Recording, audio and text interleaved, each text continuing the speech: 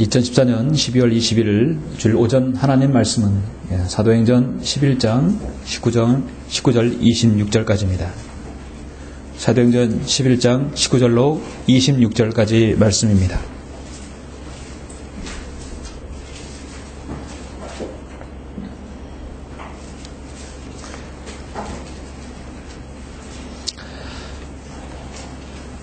오늘 여러분이 사도행전 11장 19절로 26절을 통하여서 이 땅에 하나님께 세우신 교회는 어떤 교회인가?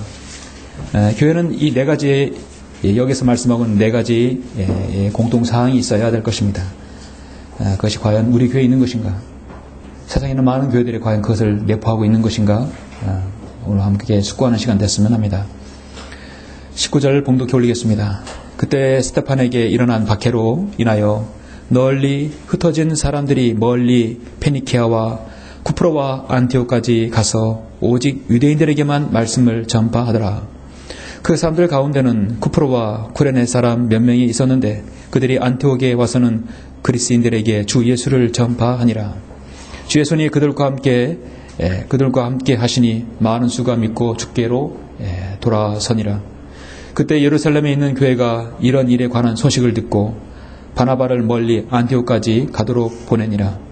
그가 와서 하나님의 은혜를 보고 기뻐하며 또 그들 모두에게 권하기를 굳세 마음으로 주께 붙어 있으라고 하더라. 이는 그가 선한 사람이요 또 성령과 믿음으로 충만한 사람임이라. 그러므로 많은 무리가 주께 더해지더라. 그 후에 바나바가 사울을 찾으러 다소에 가서 그를 만나 안티옥으로 데려고 오니라. 그리하여 그들이 1년 내내 교회와 함께 있으면서 많은 무리를 가르치니 안티옥에서 제자들이 처음으로 그리스도인이라고 불리더라. 아멘. 예. 오늘 말씀에 주님께서 기름 부어 주시라고 기도드리겠습니다. 은혜로우시고 자비로우신 위대하신 아버지 하나님, 주님께 감사와 찬양을 돌려드립니다. 허물과 죄들 가운데 죽어서 영원히 지옥의 나락으로 떨어질 수밖에 없는 저희들을 주님의 그 사랑과 자비로운 손길로 인하여 예수 그리스도의 피로 우리를 구속해 주시고 주님의 자녀로 삼아주심을 감사합니다. 우리의 전생에는 하나님의 은혜 가운데 살고 있습니다.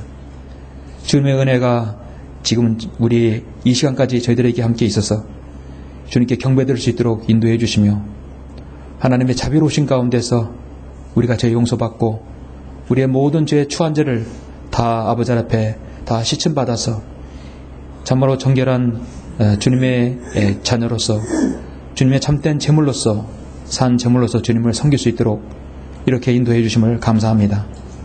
주님, 하나님께 세우신 이 지역교회는 살아계신 하나님의 교회요 진리의 기둥과 터전인 것입니다. 주님께서 세우신 목적인 분명히 있습니다. 하나님께서 세우신 교회의 모든 공통점이 무엇인지, 참으로 이 땅의 교회의 존재와 가치가 무엇인지를 오늘 말씀을 통해 알기를 원합니다. 이 찬한 성의 전여기를 주님께서 지금까지 지켜주시고 함께해 주심을 감사합니다. 주님께서 오실 그날까지 이 교회가 하나님께 세우신 목적에 부합하고 하나님께 세우신 그 가치를, 존재와 가치를 실현하는 또 이 지역교회가 될 수 있도록 인도해 주시며 그런 모험이 될 수 있도록 인도하여 주시길 원합니다. 여기 있는 성도 각인들을 주님의 은혜로 붙들어 주시고 함께 하셔서 한 성도라도 낙오 없이 주님 맞이하며 또 함께 영광 돌리며 저 그리스도의 심판석 앞에서 주님 앞에서 귀한 신실한 종으로 발견되어 줄 수 있도록 인도하여 주시길 원합니다. 저가 하나님 말씀을 전달할 때 담대하게 전하길 원합니다. 이 말씀에 우리 모두가 다 함께 은혜가 되고 도전이 될 수 있도록 인도하여 주시옵소서. 우리를 구원하신 귀하신 주 예수 그리스도 이름으로 기도드렸습니다. 아멘. 오전 하나님의 말씀은 교회의 존재와 가치라는 제목으로 설교를 하고자 합니다. 교회의 존재와 가치. 저는 이번 한 주 동안 특히 주말에 있어서 과연 이 교회의 존재와 가치가 얼마나 중요한 것인가를 새삼 한번 느끼게 되었습니다. 지난 19일 그저께죠. 대한민국 헌법이 제정된 이래 처음으로 판결한 한 재판이 있었습니다. 워낙 국민적 관심이 컸던 재판이었습니다. 저도 지난 금요일날 19일날 뉴스 매체에 귀를 기울였습니다. 다름 아닌 대한민국 헌법재판소가 19일 통합진보당 해산 심판 사건에서 통합진보당, 통진당이라고 하죠. 통합진보당이 해산이 정당하다는 것을 결정을 내렸습니다. 헌법재판관 9명 가운데 8명이 동의하여서 결정한 것입니다. 이는 유현정당 해산 제도에 따라서 정당에 대한 해산 심판을 청구한 것이 헌정사상 처음이라고 합니다. 헌법재판소가 통합진보당 정당 해산 사건을 결정을 선고한 것은 법무부가 심판을 청구한 지가 1년이 넘은 409일 만의 일입니다. 워낙 사회적으로 이슈가 큰 재판이었습니다. 우리나라는 새누리당, 새정치연합, 민주연합 있고 그 다음에 통합진보당이 있죠. 우리 그리스도인들은 성경도민 그리스도인은 정치에 그게 관여하지 않습니다.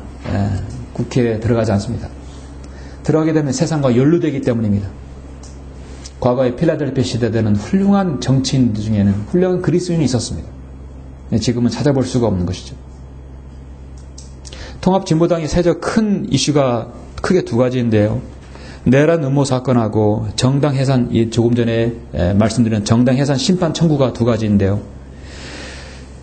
통합진보당의 내란 음모 사건은 통합진보당 경기도당에 속한 지금 이제 구속된 이석기가 총책으로 있는 지하혁명 조직입니다. 일명 RO라고 하죠. 대한민국 체제 전복을 목적으로 또 폭력을 수단에 동원해서 이 대한민국을 사회주의 혁명을 도모하는 그 혐의로 국가정보원의 공안당국에 적발되어서 체포되었습니다. 형법상 내란 음모와 선동 국가보안법 위반으로 그렇게 체포된 것이죠. 1심에서와 달리 2심에서는 무죄가 선고되었지만 현재 검소와 피고인 쌍방 상소로 인해서 현재 대법원에 계류 중입니다. 아마도 이번 판결로 인해서 많은 영향을 끼칠 것으로 저는 생각합니다. 두 번째는 이번 19일에 있었던 통합진보당 해산 심판 사건이죠. 2014년 11월 5일에 대한민국 국무회의에서 법무부가 긴급 안건으로 상정한 것이 유현정당 해산 심판 청구권을 심의하고 결의했습니다.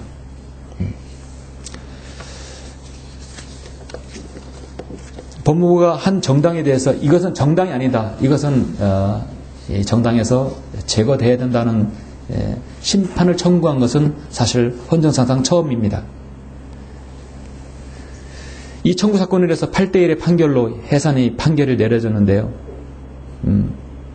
1년여간의 공판을 한 끝에 2014년 12월 29일 날 헌법재판소가 이걸 판결을 내린 것을 그 많은 서로가 이렇게 이의를 제기하고 공소를 제기한 그 많은 쪽지가 A4로 약 18m, 그러니까 상당한 몇 톤 정도 가는 그 분량의 그 분량의 종이를 다 그 내용을 다 훑어본 것입니다.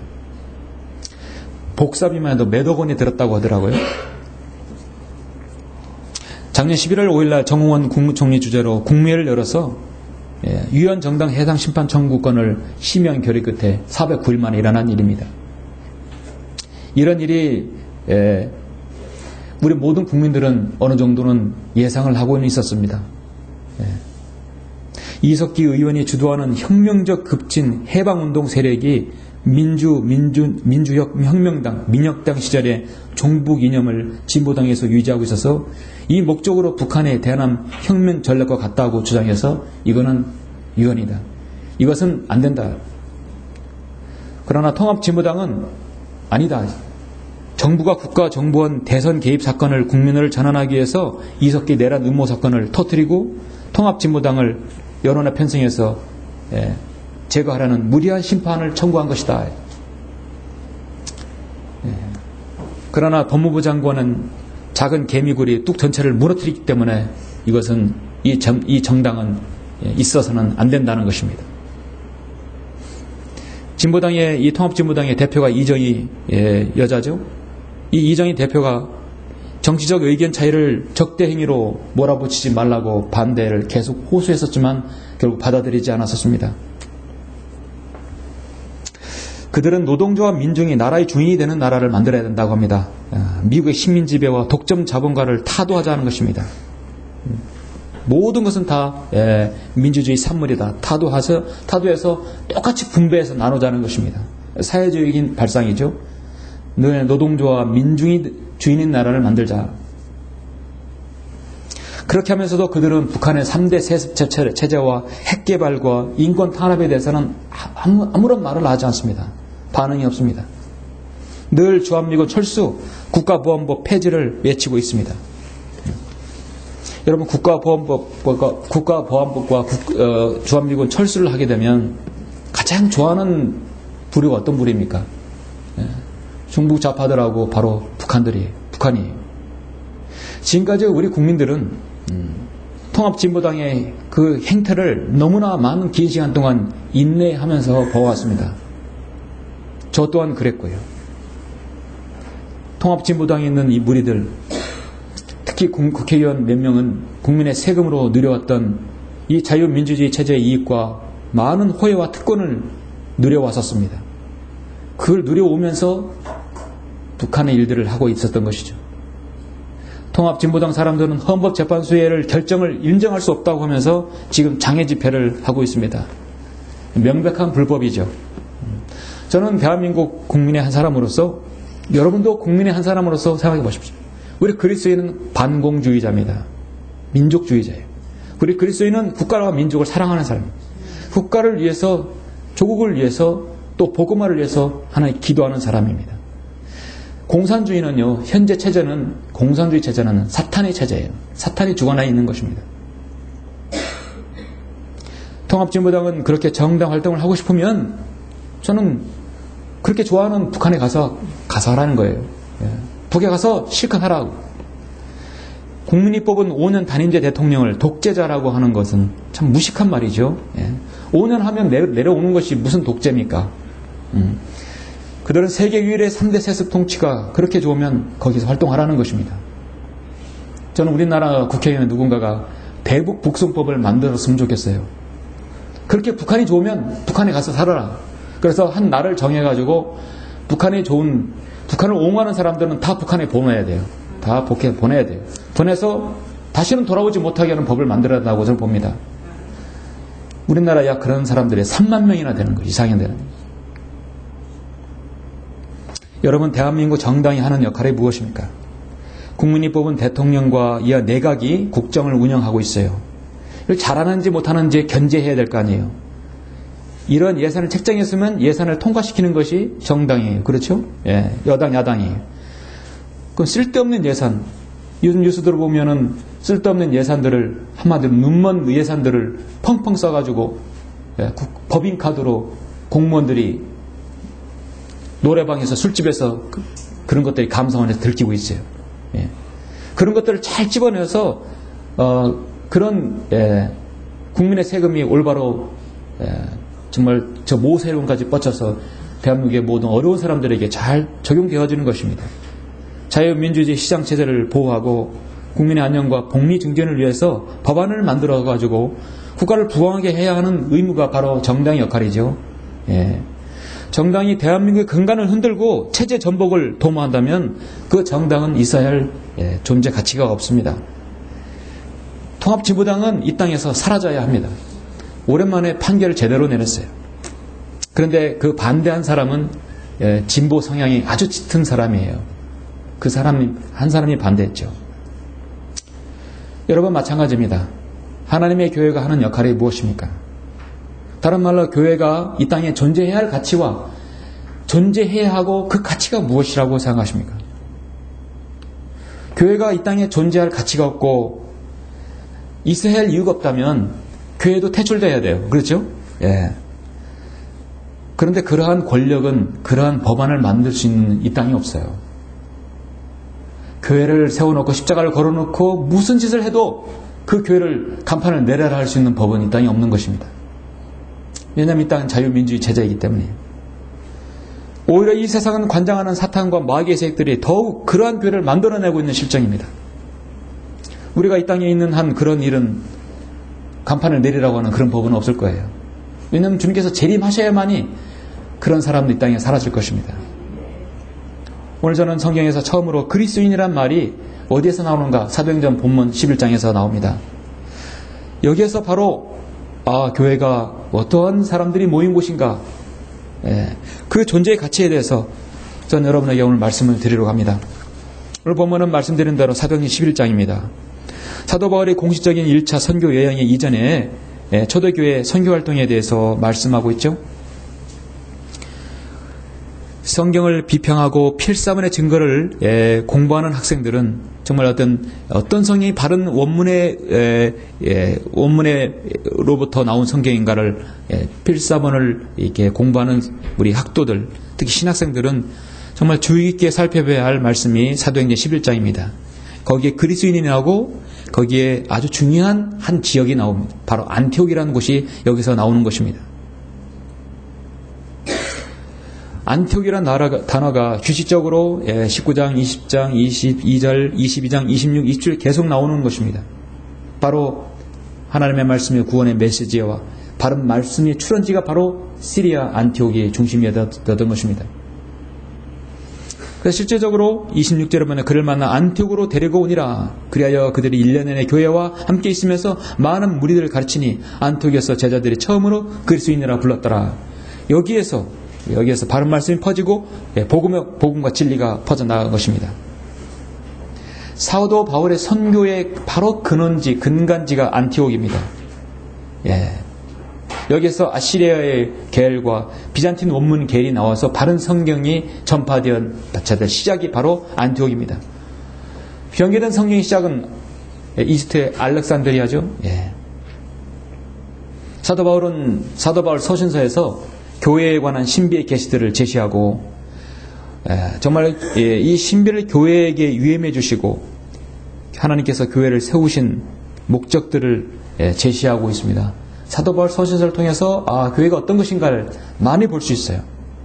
그런데 이 교회의 시작은 사도행전 2장부터 시작되는데 그 교회가 시작되면서 어떠한 사람들이 모여서 그리스도인이 되었고 어떠한 사람들이 그리스도인이 모여가지고 교회가 되는지는 우리가 사도행전 11장을 보면 잘 알 수 있습니다. 그러니까 딱 여러분이 이 교회가 정말 하나님의 교회인가 사도행전 11장 19절부터 26절까지 적용을 해보면 여기에 맞으면 하나님의 교회가 되는 것이죠. 중요한 시금석이 됩니다.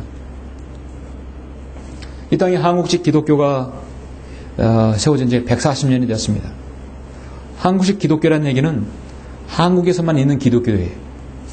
세계 그 유래 2000년 교회 신학교회사에서 찾아볼 수 없는 그런 교회사, 찾아볼 수 없는 그런 교회 형태가 바로 한국식 기독교입니다. 우리 한국도 셈족이죠. 셈족입니다. 이스라엘 민족 셈족입니다. 셈족은 종교에 강해 종교적인 종교성에 짙은 민족들입니다. 함족은 육체적으로 쓰는 것이죠. 야페족은 자신들의 정신들 머리를 써서 문명을 발전시킨 사람들이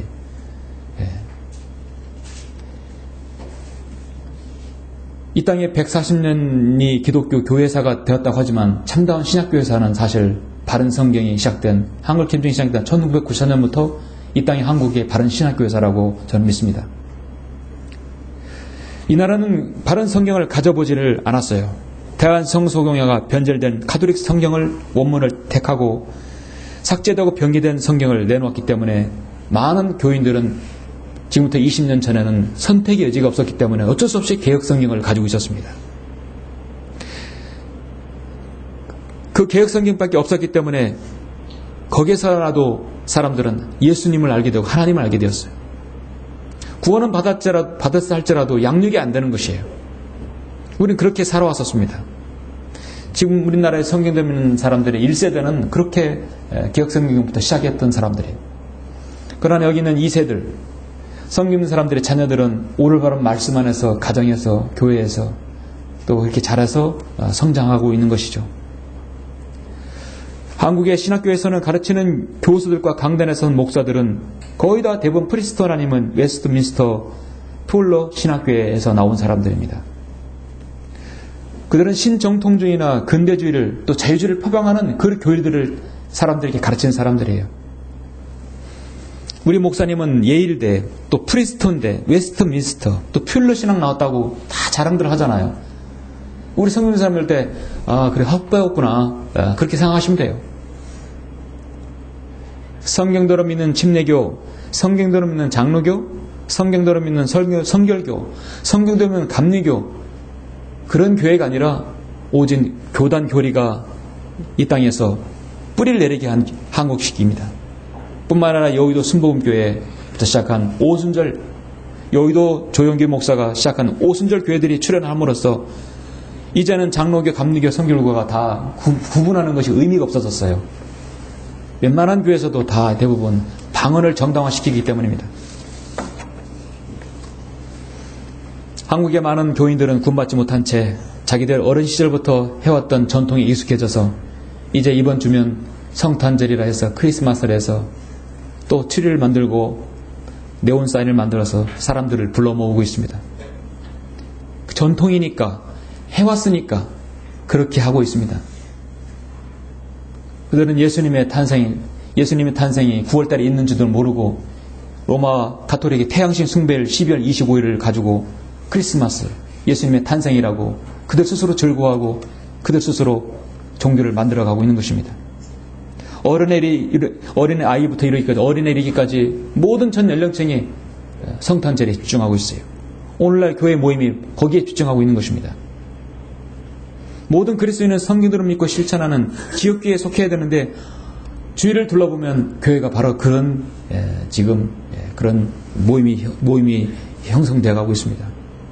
하나님 말씀엔 최종 권위가 성경이 없고 그들의 성경이 없고 복음을 전하는 구령자와 교회의 모임 그런 것이 없습니다.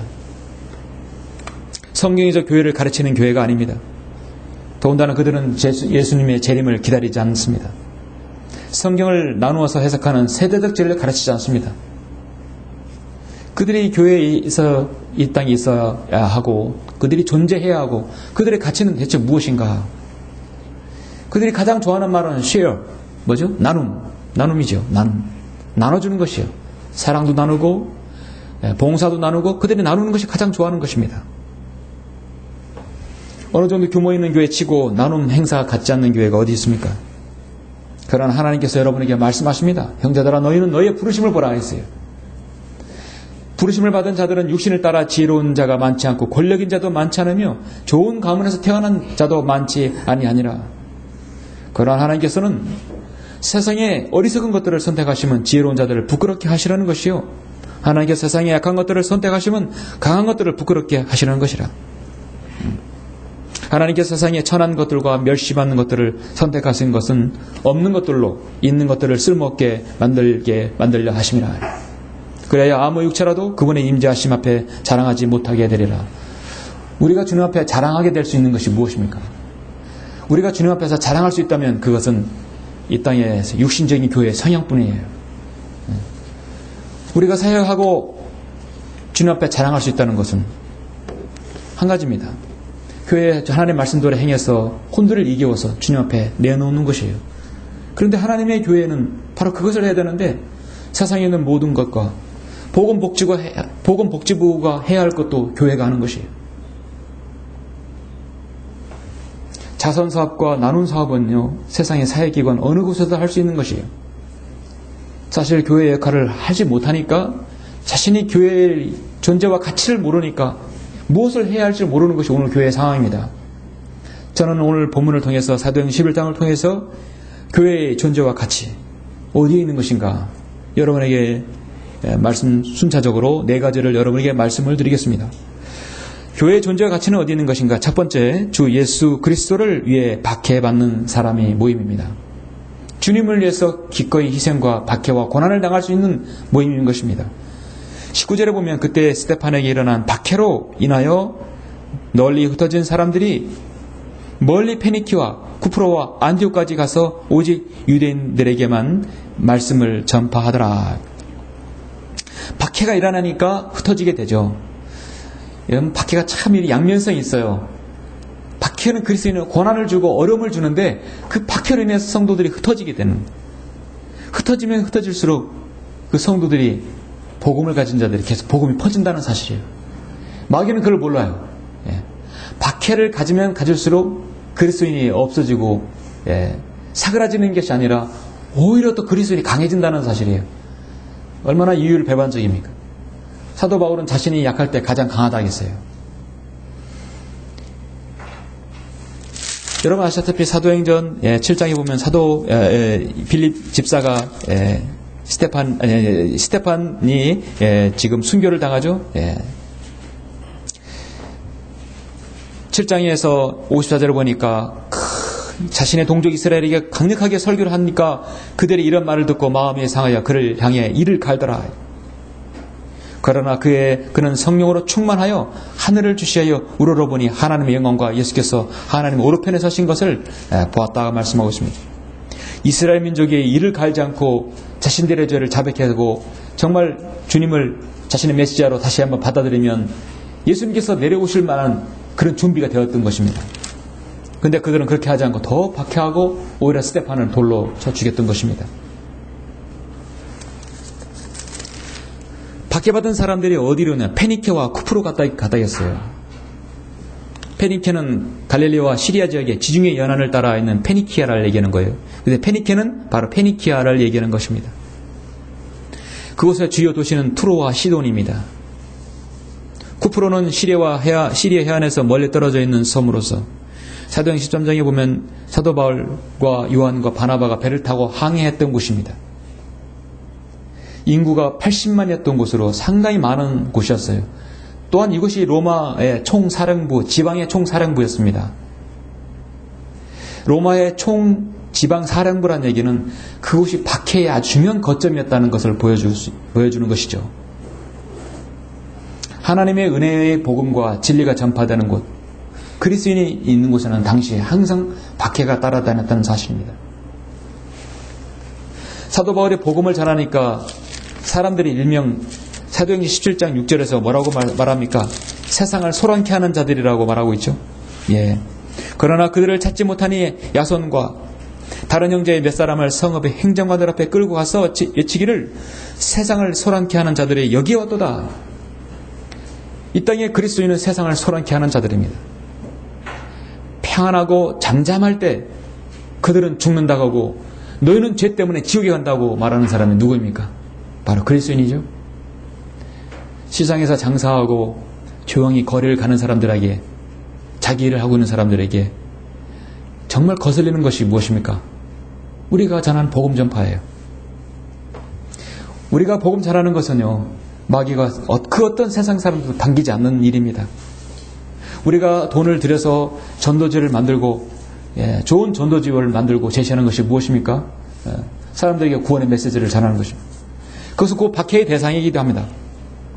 잠시 여러분 고린도후서 6장을 한번 보시죠.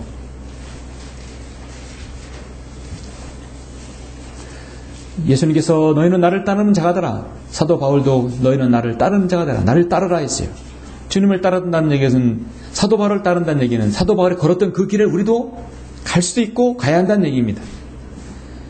고린도후서 6장 4절에 보면 오히려 모든 일에 우리 스스로가 하나님의 일꾼임을 입증하기를, 여러분이 하나님의 일꾼이며 이 지역교회에 속한 사람이라 한다면 여러분은 많은 인내와 환난과 궁핍과 곤난과 매맞음과 갇힘과 소요와 수고와 깨어있음과 금식에서 그리하였으며 순결과 지식과 오래 참음과 친절과 성령과 가시가 없는 사랑과 지혜의 말씀과 하나님의 능력과 오르선과 왼손에 든 의의 병기로서 영광과 오욕으로서 또 악평과 호평으로서 그리하였고 속이는 자들 같으나 진실하며 이름 없는 자 같으나 유명하고 죽은 자 같으나 보라 우리가 살아있으며 매를 맞았으나 죽지 아니하였고 슬퍼하는 자 같으나 항상 기뻐하며 가난한 자 같으나 많은 사람을 부유하게 하고 아무것도 없는 자 같으나 모든 것을 가졌느니라. 초기 교회 시대나 사대시대 버가모 트라티아 이런 그리스도인이 박해받을 이 암흑기 시대에는 우리 그리스도인을 한다면 하나님의 일꾼이 입증한다는 것은 뭐냐면 곧 그리스도인이 고난에 참여하는 자들이 되는 것이거든요. 오늘날 이 시대는 라오디게인들의 시대는 마귀가 직접적인 물리적인 공격을 하지 않는 것입니다.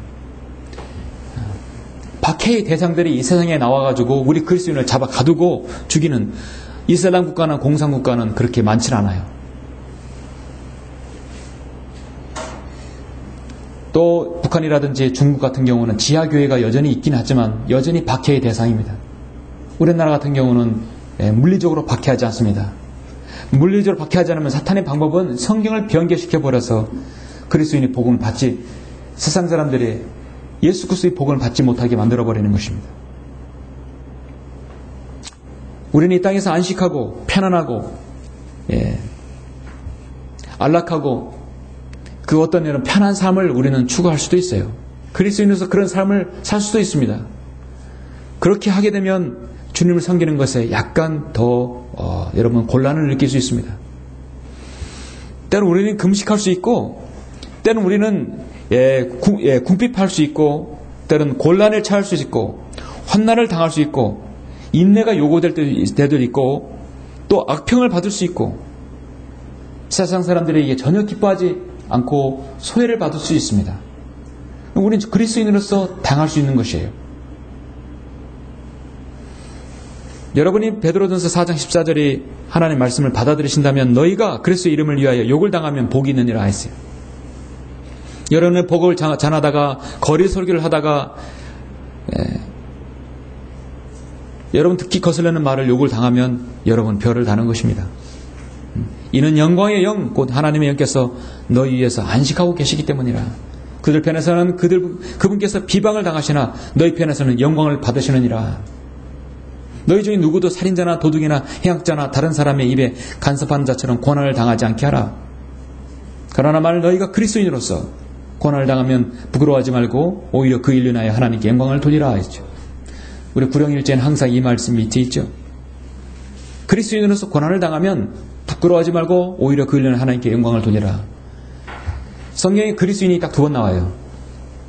베드로전서 4장 16절과 오늘 사도행전 11장에 있는 말씀 두 번 나옵니다. 26절에 나오죠. 성경에서 삼위일체 하나님의 말씀에 해당하는 것은요, 모두 다 대문자입니다. 성령님, 독생자, 예수 그리스도, 전능하신, 그리고 아버지 하나님, 성부, 성자, 성령님, 삼위일체 하나님은 모두 다 성경의 대문자로 신성에 관련된 것입니다. 성경에서 단 두 번 나오는 그리스도인은 모두 대문자입니다. 하나님께서 여러분을 그만큼 격상시켜주는 것이에요. 여러분 그 격이 달라요. 급수가 다른 것이에요. 그렇게 여러분께서 하나님께서 성경을 통해 여러분을 그리스도인이라는 말로 대문자로 기록하셨어요.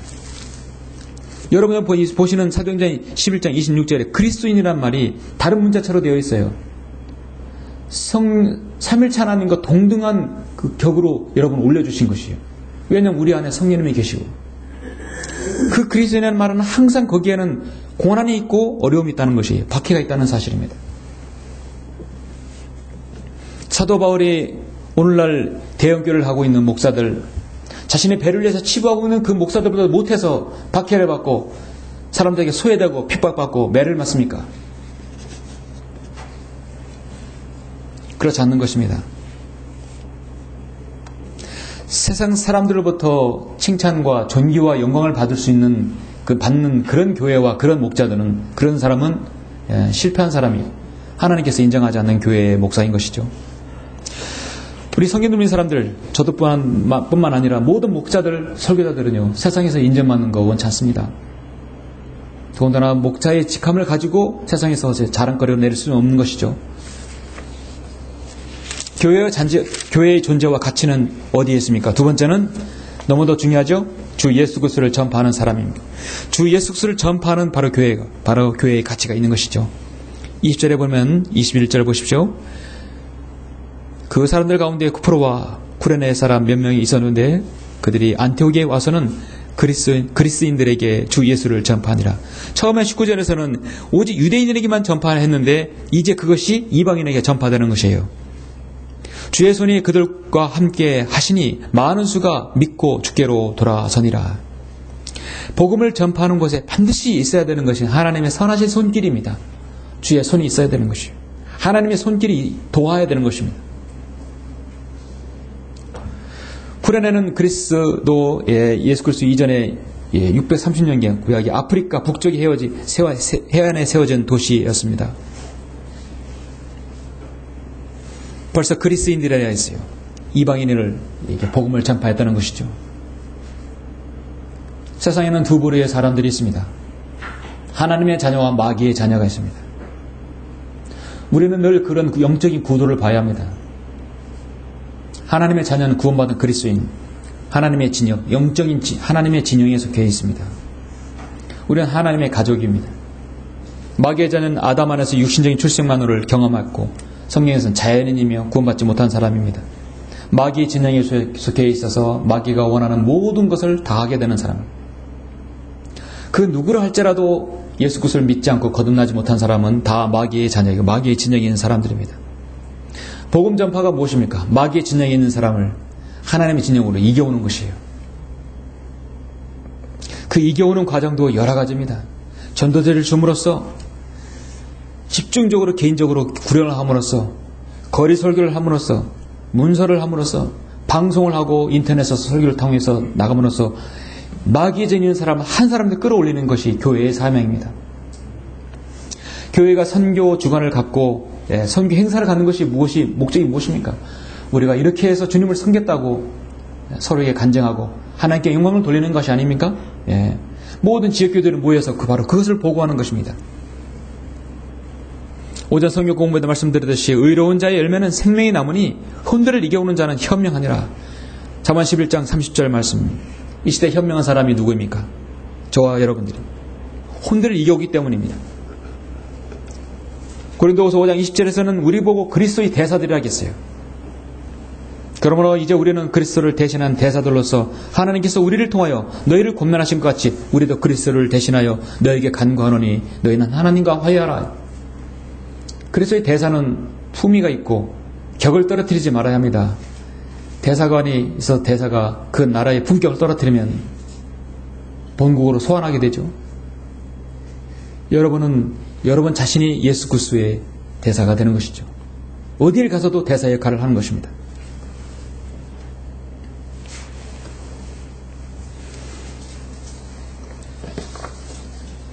오늘날 우리나라 사람들이 세계에서 가장 높은 여러 가지 조사를 보면은 OECD 중에 1위가 우리가 많이 있는데 그 중에 한국 사람들 자살이 그렇게 유독 몇 년째 부동의 1위를 지키고 있죠. 왜 한국 사람들은 자살을 많이 할까? 20대 청년이 사망 원인이 교통사고도 아니고 무슨 암도 아니고 사실 자살 때문에 가장 많이 죽는 것입니다. 우리나라는 4명 다니면 10명 중에 적어도 2명, 3명은 교회 다니는 사람들이 교회가 그렇게 많아요. 많은 종교도 있어요. 종교의 자유를 허용한다 보니까 수많은 이단들, 많은 종교들이 있어요. 정말 종교성을 가지고 있는 한국 사람들입니다. 많은 미신부터 해서 마귀의 종교들 많이 있고 교회도 많이 있어요. 그 많은 자신의 종교를 가지고 무엇인가 삶의 문제를 해결해 보려고 많은 사람들이 믿어요. 그런데 그 많은 사람들 중에는 절망과 빈곤이라는 늘 감옥에 갇혀 있는 것이에요. 이걸 해결할 수 없어요. 사실 이 빈곤이라는 문제는 국가와 경제와 정치가들이 해결할 문제들이죠. 사회 기반이 전체적으로 빈곤하지 않고 넉넉한 삶을 유지하는 것은 참 정치인들의 몫도 중요합니다. 사회 전반의 사람들에게는 빈곤과 절망과 자신들의 삶의 문제를 해결하지 못함으로써 낙담이 이루어지고 그것이 가정 문제까지 연결되어서 사람들은 더 이상 해결할 수 없기 때문에 유일한 탈출구가 자살이라고 보는 것입니다. 자살은 살려달라는 마지막 호소입니다. 그 탈출구가 자살이지만 탈출구를 나오자마자 그들은 바로 지옥으로 다 떨어져 가고 있어요. 누가 세상에 태어나서 자살을 하려고 태어나겠습니까? 무엇 좀 가져보려고, 무엇 성취하려고 두 손을 움켜쥐고 세상에 태어나지 않습니까? 근데 왜 많은 사람들이 자살합니까? 주님께서 주시는 참 평안을 맛보지 못하고 하나님의 은혜를, 예수 그리스도를 알지 못하기 때문에 자살하는 것이에요. 예수님께서 이 목적을 위해서 주님께서 갈보리 십자가에서 우리를 위해 대신에 십자가에 죽으시고 부활하신 것입니다.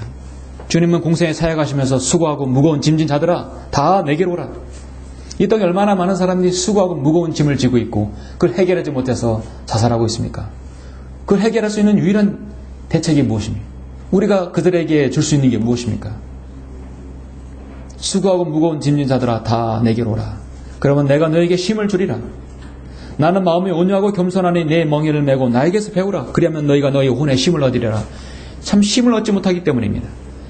여러분의 진정한 힘을 여러분 얻고 계시죠? 절망 가운데 살다가 정말 어려운 현실을 피하고자 할 때도 탈출구가 여러분 필요할 때가 있었을 것입니다. 그럴 때 여러분 정말 주님을 만나서 하나씩 문제를 해결받고 그 절망이 아니라 이 희망을 갖고 주님께 대한 소망을 갖는 삶이 바뀌는 시점이 언제입니까? 바로 그리스도인이 되었을 때 가능한 것입니다. 예수님을 믿고 여러분 생이 변화되는 것이에요. 그 생각해보면 우리나라 자살률 높은 것은 정치인들, 경제인이 잘못된 것이 아니라 문제는 이 나라 교회가 잘못됐기 때문에 높은 거다 저는 믿습니다. 그렇게 생각합니다. 교회가 바로 선다면, 교회가 바로 복음을 전파하고 수고하고 짐진 자들을 그들에게 힘을 주게 한다면, 이 땅의 교회들이 바른 역할을 한다면 자살률은 급격하게 줄 거라고 저는 생각합니다. 사도 바울은 어떤 처지에서도 스스로 만족하는 걸 배웠다고 했어요. 만족하지 못하기 때문에 사람들은 계속 죄를 짓고 극단의 선택을 합니다. 그래서 우리는 진리를 알게 되었고 그 진리를 통해서 여러분 자유를 얻게 되었던 것입니다. 주여 이제 내가 무엇을 기다리겠나이까? 나의 소망은 주께 있나이다. 우리가 그리스도인이 된 다음에 더 이상 소망은 주님께, 세상에 두지 않고 주님께 두는 것이에요. 주님께서 재림하셔야만이 완전한 우리의 몸에 여러분 구원까지 받게 되는 것이죠. 예.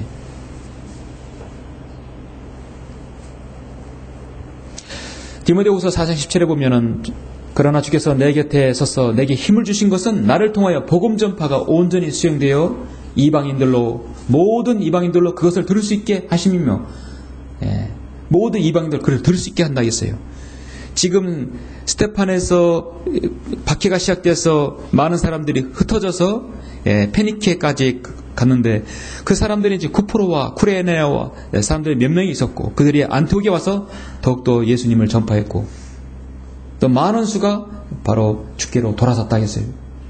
유대인에게 처음에 전파되었지만 그 뒤에 지금 그리스인들에게까지 전파되었던 것입니다. 복음이 계속 전파되었던 것이. 교회의 존재의 가치는 복음을 지속적으로 전파하는 것이죠. 우리는 충청남도를 22개 지역을 계속해서 해마다 순회하고 있습니다. 봄부터 시작해서 가을 마지막 11월 달까지 계속해서 순회하고 복음을 전파합니다. 같은 지역을 또 하고 계속 하는 것입니다. 그럴 때마다 새로운 혼돈을 만나요.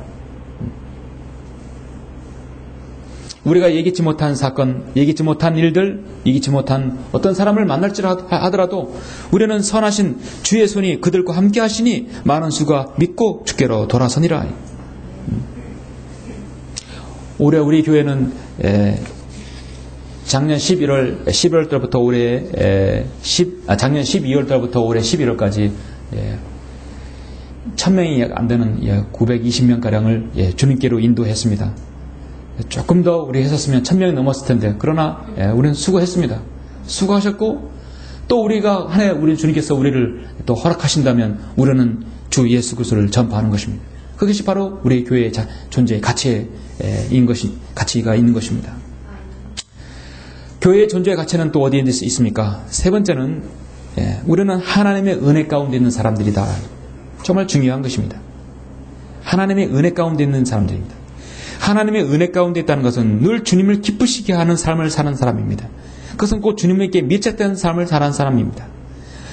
여러분, 22절, 23절을 보시면 그때 예루살렘에 있는 교회가 이런 일에 관한 소식을 듣고 바나바를 멀리 안토까지 가도록 보내니라. 그가 와서 하나님의 은혜를 보고 기뻐하며 또 그들 모두에게 권하기를 굳센 마음으로 주께 붙어 있으라고 하더라. 아멘. 교회는 하나님의 은혜가 있는 곳이에요. 여러분, 하나님의 은혜가 있으면 반드시 있는 것이 뭔지 아십니까? 은혜가 있으면 그 사람이 지속적으로 주님을 할 수 있는 일을 하나님께 주시는 것이에요. 기쁨을 주시고요. 절대 주님께로 돌아서지 않습니다. 왜 에베소 교회가 요한계시록에서 책망을 받습니까? 처음 사랑을 잊어버렸기 때문에, 처음 사랑을 저버렸기 때문에. 그들은 자신들이 가지고 있는 성경 지식으로 이단 교리들, 은사주의 교리들, 그런 교리들을 다 내어 쫓았어요. 그런데 그들에게는 한 가지 없는 것이 처음 사랑을 잃어버린 것입니다. 내가 너의 행위와 수고와 인내를 알며 내가 어떻게 악한 자를 용납지 아니한 것과 자칭 사도라 하지만 아닌 자들을 시험하여 그들이 거짓말쟁임을 찾아낸 것과 내가 참고 인내하여 내 이름을 위하여 수고하고 지치지 않는 것을 아노라. 그러나 너를 책망할 것이 다수 있나니 이는 내가 너의 첫사랑을 저버린 것이라. 여러분, 첫사랑이 저버린 것이 무엇입니까? 하나님의 은혜로부터 떨어져 나간 것이거든요. 그리스도인은 하나님의 은혜를 받은 사람이에요. 여러분, 여러분과 저는 다 은혜 받았죠? 값없는 은혜 받았어요. 예수 그리스도를 희생시켜서는 하나님의 그 부유하심을 늘 받은 사람들이에요. 은혜를 받은 사람은 구원을 잃어버리지 않습니다. 자신의 율법과 행위로 구원받은 사람이 아니라 전적인 하나님의 예수 그리스도의 보혈로 구원받은 사람이기 때문에 전적인 하나님의 은혜예요. 내가 구원받기 위해서 하나라도 한 것이 하나도 없어요. 여러분이 만약에 하나의 행위로 구원받았다면 그 행위를 지속적으로 지켜야 구원이 유지됩니다. 그렇죠? 우리는 그렇잖아요. 전적인 하나님의 은혜이기 때문에 우리의 구원의 영원한 보장도 100% 보장되는 것이에요. 하나라도 내가 무엇을 했다고 했을 때는 그것을 평생 동안 유지해야 하는 것입니다. 어떤 사람이 그걸 자신의 행위를 끝까지 유지합니까? 그런데 오늘날 많은 사람들, 특히 구원파가 착각하는 것은 구원받은 그리스도인은 구원의 영원한 보장이 되기 때문에 그 이후에 죄를 지어도 괜찮다. 그 죄는 하나님께서 다 용서해 주신다. 그렇게 믿는 것이에요. 우리는 과거와 현재의 모든 죄를 다 용서받았어요. 앞으로 지을 죄도 용서받았어요. 사실 우리가 지은 죄에 대해서는 자백을 해야 합니다. 죄를 자백하지 않고 스스로 돌이키지 않으면 은혜로부터 떨어져 나갈 수 있는 것입니다. 고린도후서 조금 전에 우리 6장 4절 봤죠? 6장 1절에 보시면 이제 우리는 그와 함께 일하는 자들로서 너에게 권고하노니 너희는 하나님의 은혜를 헛되이 받지 말라 했죠. 하나님의 은혜를 헛되이 받지 말라. 어떻게 하나님의 은혜를 헛되이 받겠습니까? 하나님의 은혜로 지금 내가 되었는데요. 내게 주신 하나님 그분의 은혜로 헛되지 아니하여 그들 모두보다 내가 더 많이 수고했으나 그것은 내가 아니에요. 나와 함께 하신 하나님의 은혜로다. 고린도전서 15장 10절 말씀입니다. 갈라디아서 2장 21절에도 난 하나님의 은혜를 저버릴 수 없다 나왔어요. 하나님의 은혜를 헛되이 받지 않겠다는 것입니다.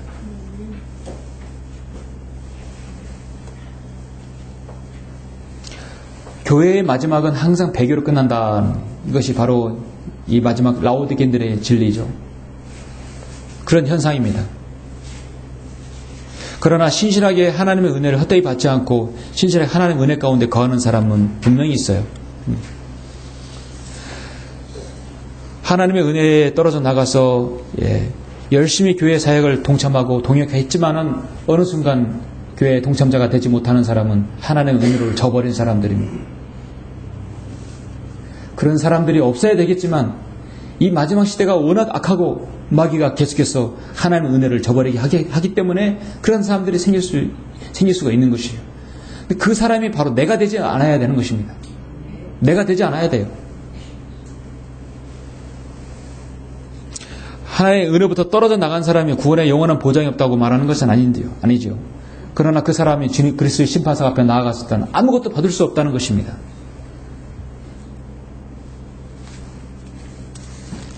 오늘 말씀의 23절에서 뭐라고 말씀합니까? 그가 와서 하나님의 은혜를 보고 기뻐하며 또 그들 모두에게 권하기를 굳센 마음으로 주께 붙어 있으라고 하더라. 하나님께 붙어있고 밀착된 관계에 있는 사람은 늘 하나님의 은혜가 있는 사람이에요. 우리는 그래서 하나님의 말씀과 기도와 또 여러분 이 경배를 소중히 여김으로써 하나님의 은혜에 떨어져 나가지 말아야 돼요. 목회자와 교회에 하는 모든 사역에 있어서 어떤 쓴뿌리가 없어야 할 것입니다.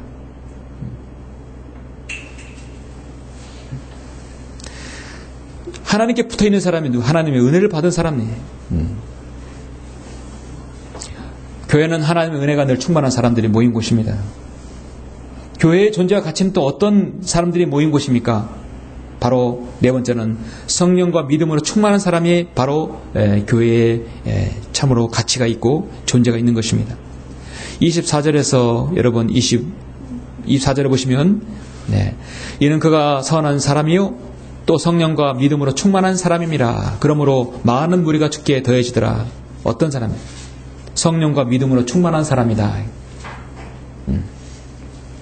성경은 성령과 믿음으로 충만한 사람을 했습니다. 여러분 안에는 성령님이 계시죠? 성령님을로 충만하기. 그건 여러분 안에 달려있어요. 여러분 달려있습니다. 스테판은 성령과 믿음으로 충만한 사람이라 했습니다.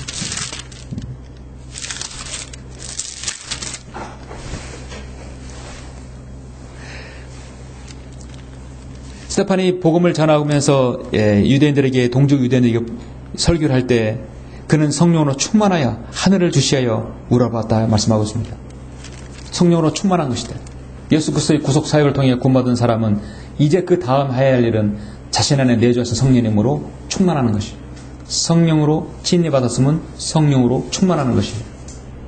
성령 충만은 반드시 성령 충만을 받으려면 방언을 받아야 되는 것이 아니라 내주어서 성령님이 이를 기쁘시게 해야 되는 것이죠. 그래서 에베소 5장 18절에서 술 취하지 말라. 그것은 방탕한 것이니 오직 성령으로 충만하라 말씀하고 있습니다. 여러분 안에는 성령님이 내주하시면 그 성령으로 소멸하지 말고 성령으로 충만해야 되겠죠. 거듭난 성도에게 주시는 하나님의 명령입니다. 사도행전 6장 5절에 보면 당시 초대 예루살렘 교회에는 어떤 성도들이 모였고 어떤 성도가 주님의 일에 동역했는 것인가. 6장 5절 보니까 여러분 그 말에 온 무리를 기쁘게 하니라. 지금 집사를 선임했을 때 그 상황입니다. 그래야 그들이 믿음과 성령으로 충만한 사람 스테판, 빌립, 프로코로, 니카놀, 디몬, 파네마와 유대교로 개종한 안티옥 사람 니콜라를 뽑았다. 여기에서 7장에서 스테판이 순교하죠. 8장에서 빌립이 이디오피아 내시를 구령하고 있죠. 그들이 어떤 사람들이었습니까? 믿음과 성령으로 충만한 사람이었어요. 하나님께서 여러분에게요 먼저 믿음과 성령으로 충만하게 하면 그 다음 하나님께서 주신 축복이 하나 있는데 그 뭐냐면 성경에 있는 모든 신비의 계시들을 여러분 알게 해주시는 것이에요.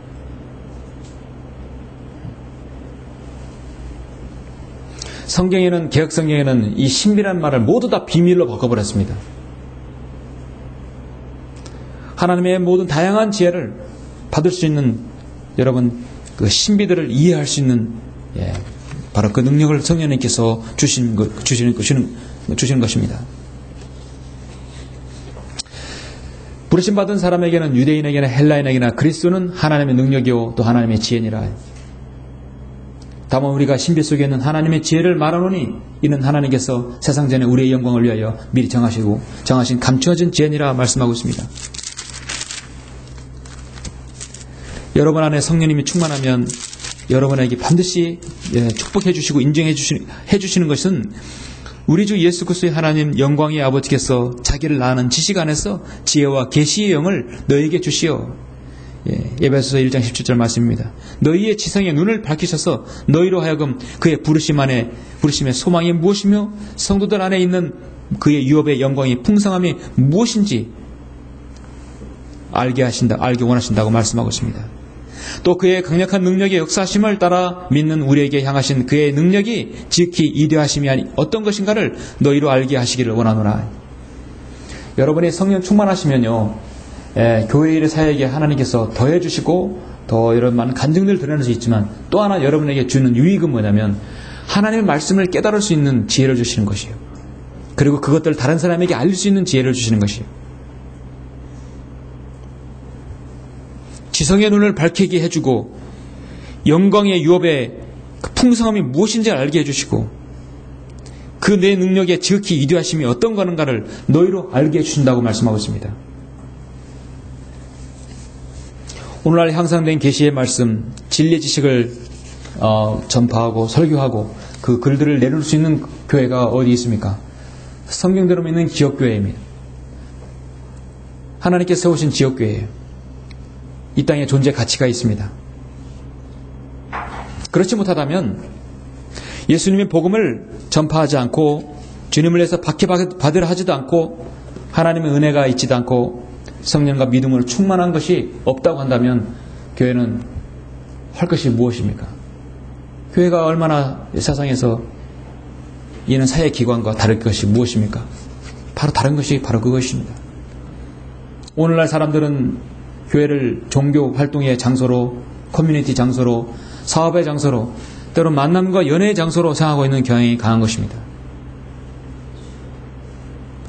사랑하는 성도 여러분, 저는 아까 우리나라 한 정당이 없어진 것에 대해서 말씀을 드렸지만 세상에 정당이 세워지고 없어지는 것은 사실 우리 관심 밖이에요. 그러나 이 대한민국의 체제를 전복하는 그런 정당은 당연히 없어져야 되는 건 그리스도인으로서 당연한 것입니다. 그렇게 생각하는 겁니다. 그럼 우리의 관심은 어떤 세상의 정당보다도 우리의 관심은 교회예요. 한 지역교회, 한 교회가 섬김되는 교회가 세워진다는 것은 절대 우연이 아니라는 것입니다. 한 교회가 세워지려면 한 가정의 헌신이 있어야 하는 것이죠. 이 지역을 놓고 이 지역에서 뼈를 묻을 각오로 한 목자가 내려가야, 한 설교자가 내려가야 가능한 것입니다. 그렇게 했을 때 그 목자를 가정을 중심으로 해서 성도들이 한 사람 두 사람 모여서 사무실에서 또 교회로 이 교회 지역 모임 이 채로 모일 수 있는 것입니다. 그렇게 해서 영과 진리로 경배드리고 복음을 전하고 이와 같은 네 가지 일들이 일어나는 것이죠. 그것이 어떻게 여러분 우연히 일어나지고 인간의 생각으로 계획으로 만들어진다고 생각하십니까?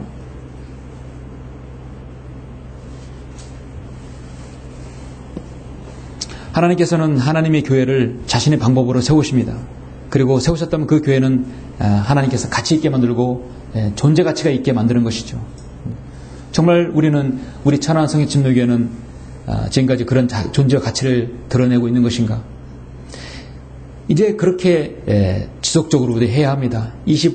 2015년도에는 정말 주님께서 주시는 한 해가 된다고 한다면 더욱더 우리 천안 성인침노교회가 빛을 내고 정말 모든 교회에 더욱더 모험이 되어야 될 것입니다. 오늘 우리는 하나님께서 세우신 이 지역교회가 얼마나 가치 있는지를 저는 여러분에게 말씀을 드렸습니다. 하나님께서 세우셨다면 하나님 방법으로 책임져 주십니다. 하나님의 방법으로 그것들을 입혀주시고 먹여주시고 또 하나님께서 보살펴 주신다고 저는 믿습니다. 오늘 우리가 본문 마지막 25, 26절에 보면은 그 후 바나바가 사울을 찾으러 다소에 가서 그를 만나 안티옥으로 데리고 오니라. 그리하여 그들이 1년 내내 교회와 함께 있으면서 많은 무리를 가르치니 안티옥에서 제자들이 처음으로 그리스도인이라 보고 불리더라. 성경을 가르치는 곳이죠. 가르쳐야 양육받죠.